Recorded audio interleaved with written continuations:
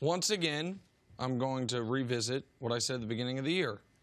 Houston, because the ceiling is higher because of the variance of three-point shooting. Either of these teams, to my eye, and to the standings, and to the metrics, and to the numbers, are significantly inferior to the Lakers. So how do you beat the Lakers? Add some randomness to it. Three-point shooting. Three-point shooting. Right. And the Rockets, last night, by the way, won the game without that. Both teams shot 37 threes. The Clippers made 16. The Rockets made 14. So last night wasn't one of those nights where the Rockets go 23 of 50. And that's without Lou Williams really doing much because he got thrown out. Thrown out early in the fourth quarter. So he was around. He wasn't having a very good game up to that point. Lou Williams played 6 minutes. And so that 6 minutes in the second half. And so he played 17 minutes throughout. But the other element for this is last night, once again, the Clippers are supposed to be a great defensive team without rim protection, which is very difficult to do.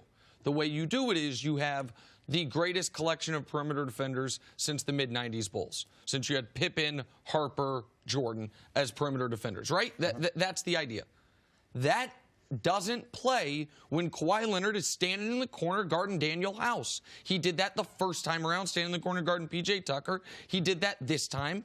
They've lost 2 of 3 to this basketball team. The first loss was because Harden went off. The second loss because Russ went off. And Kawhi Leonard, if he's not going to play that often, when he does play, he needs to be exceptional. Last night he was 2 for 9 in the second half with 8 points and 4 turnovers and was not even close to the best defensive player out there.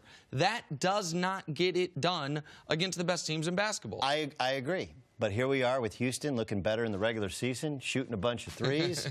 Where have I seen this before? Mike D'Antoni, right?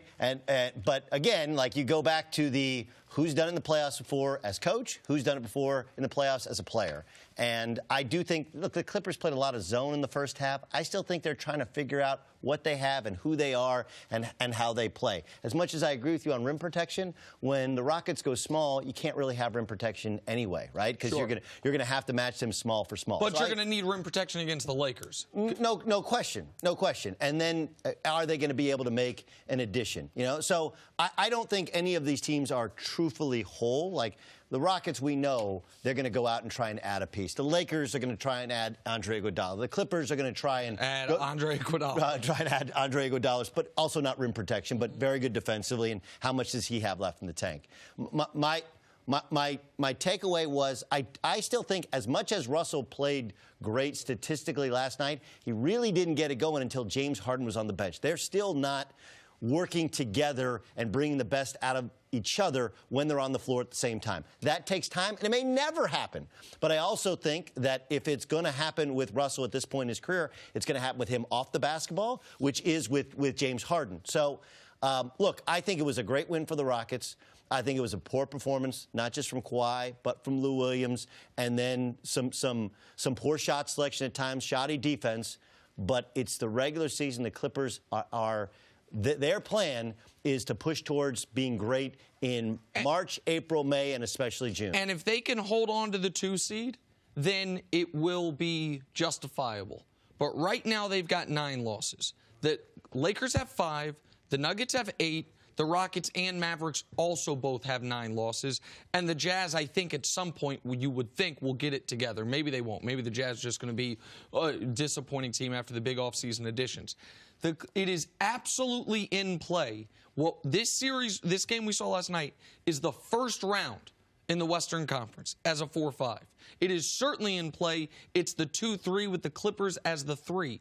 This whole idea of we are going to take it easy in the regular season so we are more rested in the playoffs. That sounds great until in the first round of the playoffs, you are in a 2-week, 7-game war. Meanwhile, the teams that took the regular season more seriously are sweeping the Sacramento Kings in the first round. I mean, except for the fact that we've had the Celtics and the Rockets before have the best records in the league and not win. So again, these things we've seen before. Rockets, and I know they're not going to have the best record, but teams having a better regular season record and seemingly an easier path does not mean an easier path in the playoffs.